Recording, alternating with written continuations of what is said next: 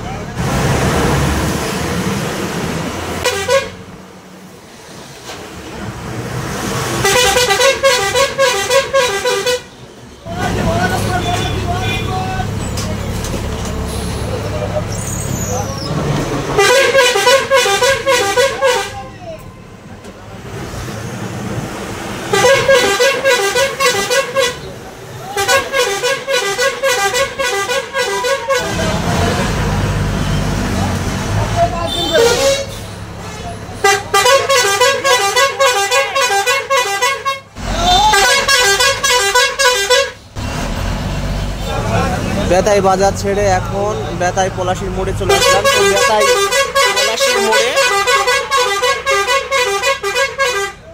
বেতাই পলাশির মোড়ে সবজি হাট বসেছে আজকে শুক্রবার, দেখতে পাচ্ছেন বন্ধুরা।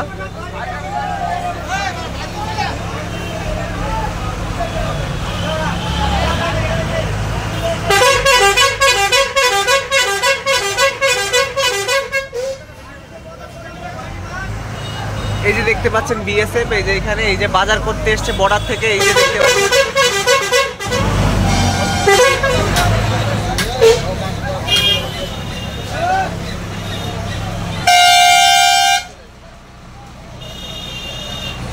সাইডে দেখতে পাচ্ছেন কলার হাট, এই যে কলা নিয়ে এসছে। ওদিকে দেখলাম সব সবজি টবজি অন্য।